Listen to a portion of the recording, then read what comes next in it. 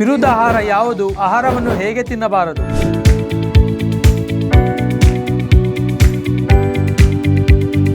ಈ ದಿನ ಕೆಲವು ಪ್ರಮುಖವಾದ ಆಹಾರ ನಿಯಮಗಳನ್ನು ತಿಳಿದುಕೊಳ್ಳೋಣ. ಆಹಾರ ನಮ್ಮ ದೇಹಕ್ಕೆ ಇಂಧನ ತರ. ನಮ್ಮ ದೇಹದೊಳಗಡೆ ಈ ಇಂಧನ ಸರಿಪಡುವಷ್ಟು ಇದ್ದರೆ ನಮ್ಮ ದೇಹ ಅನ್ನೋ ವಾಹನ ಸಾಫ್ಟ್ ಆಗಿ ನಡೆಯುತ್ತಾ ಹೋಗುತ್ತೆ. ಇಲ್ಲಿ ನಾವು ಒಂದು ವಿಷಯವನ್ನು ಅರ್ಥ ಮಾಡಿಕೊಳ್ಳುವ ಅಗತ್ಯವಿದೆ. ನಮ್ಮ ದೇಹ ಸರಿಯಾಗಿ ಕೆಲಸ ಮಾಡಬೇಕೆಂದರೆ ಅದಕ್ಕೆ ಇಂಧನ ಕೊಡುವುದು ಎಷ್ಟು ಪ್ರಮುಖವೋ, ಗುಣಮಟ್ಟವಾದ ಇಂಧನ ಕೊಡುವುದು ಅದಕ್ಕಿಂತ ಪ್ರಮುಖವಾದ ವಿಷಯವೆಂದು ನೆನಪಿಟ್ಟುಕೊಳ್ಳಬೇಕು. ಉದಾಹರಣೆಗೆ, ಪೆಟ್ರೋಲ್ ಹಾಕುವ ಕಾರಿನಲ್ಲಿ ಡೀಸೆಲ್ ಹಾಕಿದರೆ ಏನಾಗುತ್ತದೋ, ಗುಣಮಟ್ಟವಿಲ್ಲದ ಆಹಾರವನ್ನು ತೆಗೆದುಕೊಂಡರೆ ನಮ್ಮ ದೇಹದೊಳಗಡೆ ಅದೇ ನಡೆಯುತ್ತದೆ.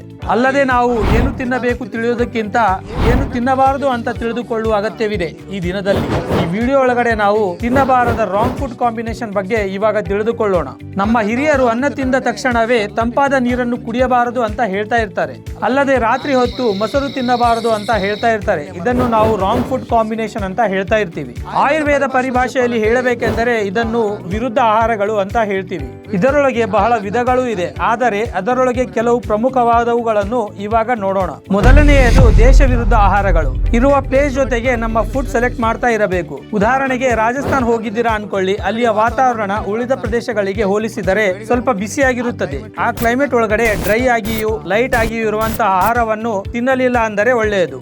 ಆದ್ದರಿಂದ ಡ್ರೈ ಫುಡ್ ಬದಲಾಗಿ ವಾಟರ್ ಕಂಟೆಂಟ್ ಹೆಚ್ಚಿರುವುದು ತೆಗೆದುಕೊಂಡರೆ ಉಪಯೋಗವಾಗುತ್ತದೆ. ತಂಪಾದ ಪ್ರದೇಶಗಳಲ್ಲಿ, ಆರ್ದ್ರತೆ ಹೆಚ್ಚಿರುವ ಪ್ರದೇಶಗಳಲ್ಲಿ ಆಯಿಲಿ ಫುಡ್ ಬದಲಾಗಿ ಸುಲಭವಾಗಿ ಜೀರ್ಣವಾಗುವ ಆಹಾರವನ್ನು ತೆಗೆದುಕೊಳ್ಳುತ್ತಾ ಇದ್ದರೆ ಉಪಯೋಗವಾಗುತ್ತದೆ. ಎರಡನೆಯದು ಸಮಯ ವಿರುದ್ಧ ಆಹಾರಗಳು, ಅಂದರೆ ಸೀಸನ್ ಜೊತೆಗೆ ಫುಡ್ ಅನ್ನು ಸೆಲೆಕ್ಟ್ ಮಾಡ್ತಾ ಇರುವ ಅಗತ್ಯವಿದೆ. ಉದಾಹರಣೆಗೆ, ಚಳಿಗಾಲದಲ್ಲಿ ವಾತಾವರಣ ಬಹಳ ತಂಪಾಗಿರುತ್ತದೆ. ಅಂತಹ ಸಮಯದಲ್ಲಿ ಕೂಲ್ ಡ್ರಿಂಕ್ಸ್ ಅಂತಹ ತಂಪಾದ ಪಾನೀಯ ಬದಲಿಗೆ ಜೀರ್ಣಕ್ರಿಯೆ ಸಹಾಯ ಮಾಡುವ ಹಾಟ್ ಸೂಪ್ ತೆಗೆದುಕೊಂಡರೆ ಒಳ್ಳೆಯದು.